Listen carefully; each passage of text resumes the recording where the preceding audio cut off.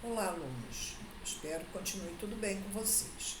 Vamos hoje dar início às nossas videoaulas da última apostila do ano de 2020, a apostila 4, com a unidade temática 13.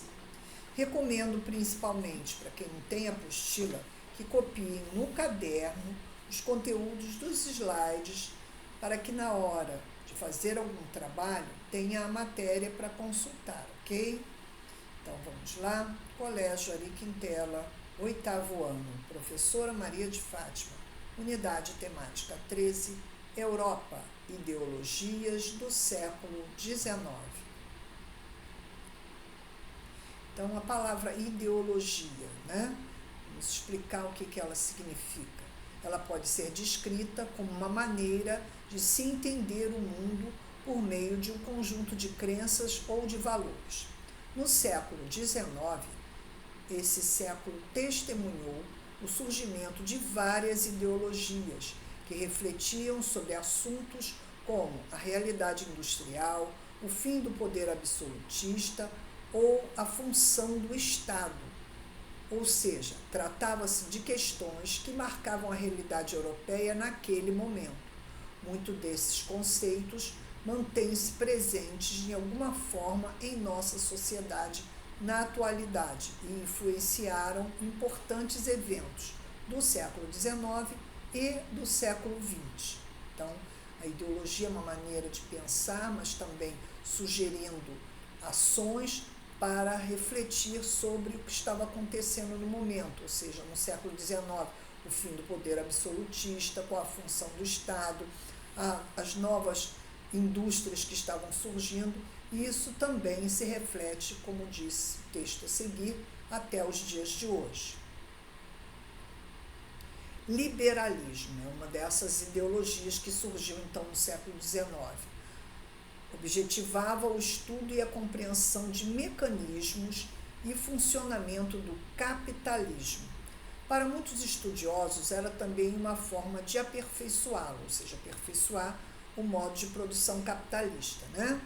Essa ideologia pode ser dividida em liberalismo econômico e liberalismo político. No campo econômico, pregava uma economia com menor intervenção do governo. No campo político, desejava um governo sem o autoritarismo que marcou o antigo regime, e assim propôs a divisão dos poderes do Estado.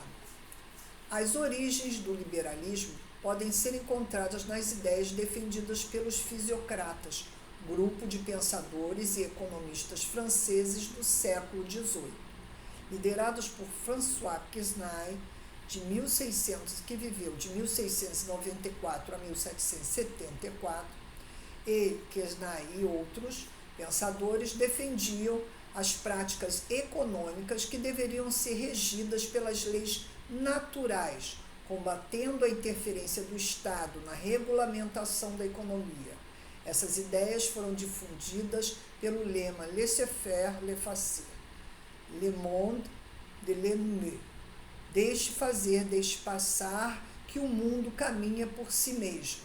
Então, essa imagem que vocês veem aí é do Quesnay, né? François Quesnay, que era um médico de Luís XV, né? O rei, um fisiocrata do século XIX. Essa imagem está no Museu de Carnavalet, em Paris. Porém, o liberalismo, tal como se configurou no século XIX, foi elaborado pelo escocês Adam Smith, que viveu de 1623 a 1790, vejam, algum tempo depois, né? Cujas ideias foram apresentadas na obra A Riqueza das Nações, publicada em 1776. Nela, Smith defendeu a tese de não intervenção do Estado na economia, sugerindo que esta se autorregulasse de acordo com a oferta e a procura. Além da obra de Adam Smith, outros teóricos influenciaram o desenvolvimento do liberalismo com base em reflexões acerca de trabalhadores e seus empregadores. Thomas Malthus foi um deles. Em sua obra Ensaio sobre o Princípio da População, de 1798, o autor afirma que a produção mundial de alimentos chegaria a um colapso. Isso porque a população crescia em progressão geométrica. Então, vocês já aprenderam em matemática, 1, 2, 4, 8. Ao passo que a produção de alimentos crescia na progressão aritmética, 1, 2, 3 e 4. Veja como é diferente lá, né? 1, 2, 4 e 8, 1, 2, 3 e 4.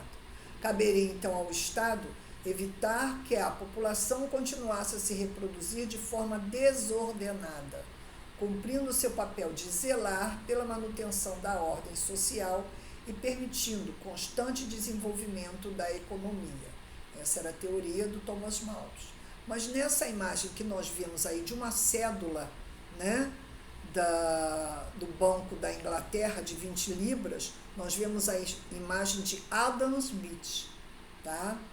Foi homenageado pela Rainha da Inglaterra com a sua figura na cédula de 20 libras. Bom, outra ideologia surgida no século XIX foi o socialismo. Opostas, aqui vamos falar de 2 tipos de socialismo, por isso aí opostas ao liberalismo, outras teorias surgiram na Europa no mesmo período. Elas tinham como objetivo criticar esse sistema econômico e propor outras formas de organização social, baseadas na divisão das riquezas produzidas de maneira igualitária. Entre elas destacou o socialismo, ideologia defendida por 2 grupos distintos, os socialistas utópicos e os socialistas científicos, também chamados de marxistas. O autor pretende diferenciar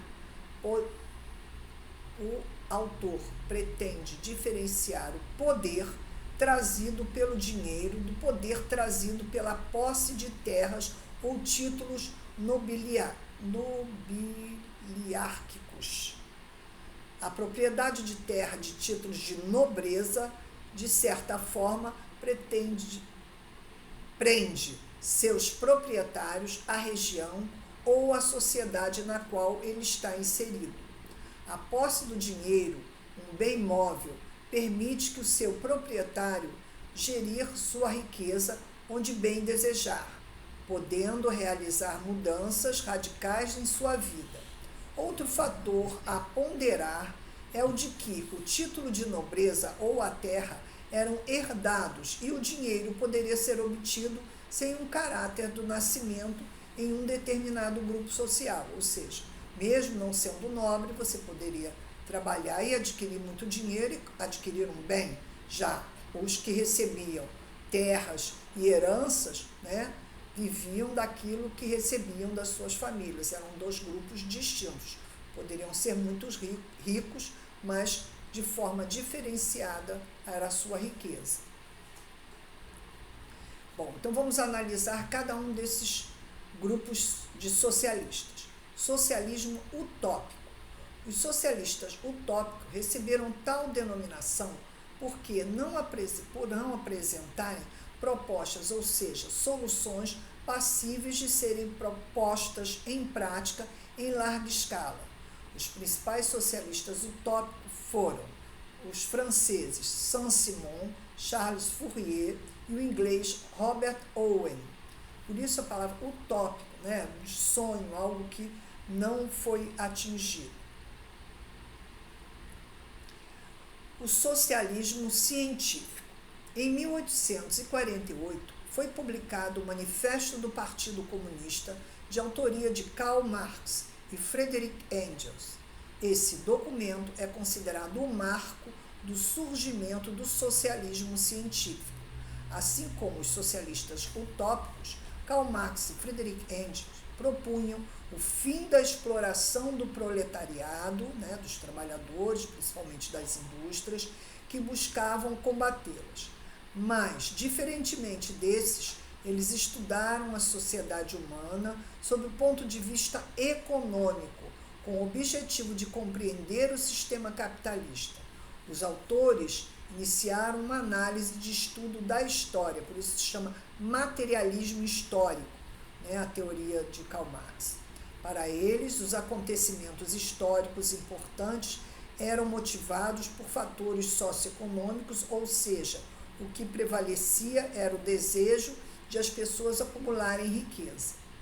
Marx e Engels acreditavam que o capitalismo nada mais era do que uma forma moderna de exploração da classe dominante sobre a dominada. Tal exploração, sobre outras denominações e formas, havia submetido a classe dos trabalhadores ao longo de toda a história. No século XIX, a burguesia, que era a classe dominante, e o operariado, ou proletariado, representava a classe dominada. Então, essa imagem que nós vemos aí, de Hans Mosley, representa os dois amigos, Karl Marx, barbudinho, e o outro mais claro, mais lourinho, é o Engels, que escreveram, então, juntos o Manifesto Comunista. Então, este conteúdo vai continuar na próxima aula. Até lá!